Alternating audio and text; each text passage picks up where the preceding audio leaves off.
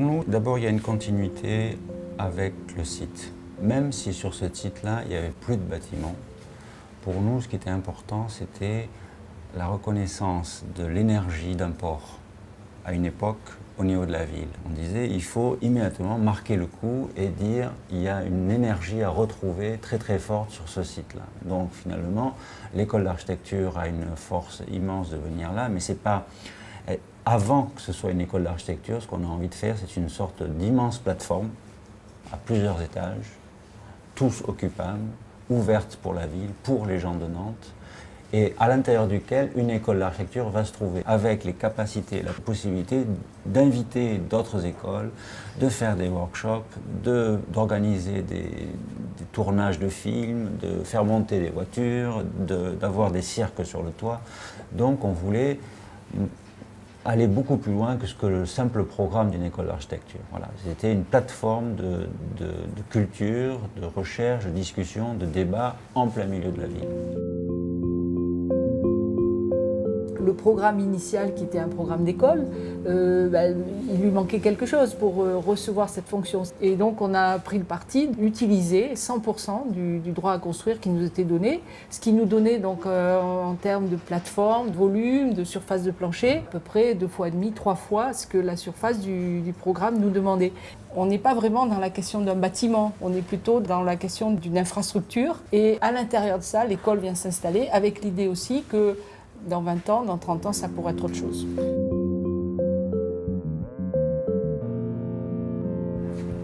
Peut-être que le projet, si on peut le définir, c'est de dire, imaginez un bâtiment qui aurait pu être là avant le projet.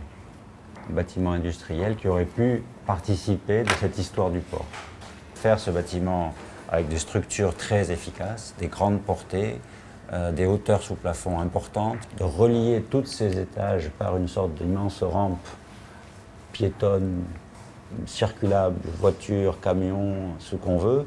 Donc c'était cette sorte d'infrastructure, de mégastructure primaire dont on se disait l'école d'architecture en sera le premier occupant. Et finalement, on est sur l'extérieur, on est transparent. Il n'y a aucune revendication de produire un objet architectural, il y a juste à montrer que finalement, la réponse de l'architecture, c'est de montrer les gens ce qu'ils font et à quoi ils travaillent, et de créer une sorte de curiosité, d'avoir envie de dire tiens, j'aimerais voir ce qu'ils sont en train de faire.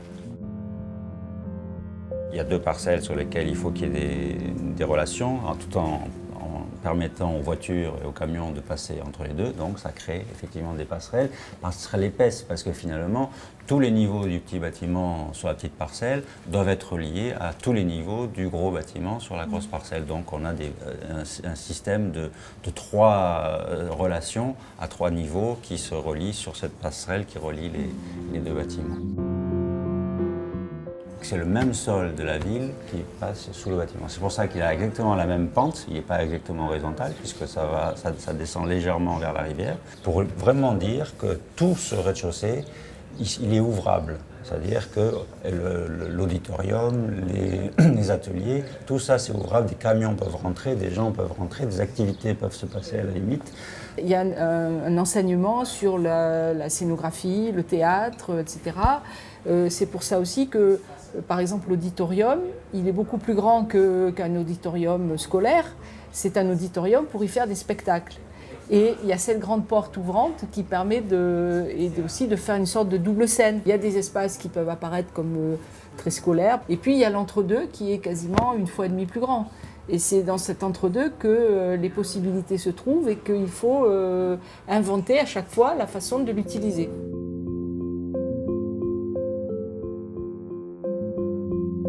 Il y a toute une hiérarchie de matériaux, suivant si on est dans le registre du bâtiment industriel d'origine, qui aurait pu être là avant. Donc là, c'est du gros béton, des poteaux qui font 80 par 80, 9 mètres de haut, en béton préfabriqué, des poutres de grande portée, des planchers alvéolaires.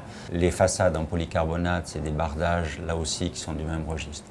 Et puis on a le deuxième occupant, l'école d'architecture, qui vient, elle, avec cette structure plus légère en métal, avec des planchers légers en bois, avec des fenêtres coulissantes qu'on peut trouver dans une villa, avec des petits balcons, avec des balcons vitrés, etc., avec des stores beaucoup plus fins et beaucoup plus précis. On rentre dans un autre type de registre, un registre d'une architecture plus précise, plus fine, qui vient occuper l'espace primaire. Donc les matériaux, en fait, ils sont directement associés à l'usage, à la température, à la lumière, aux vues, etc.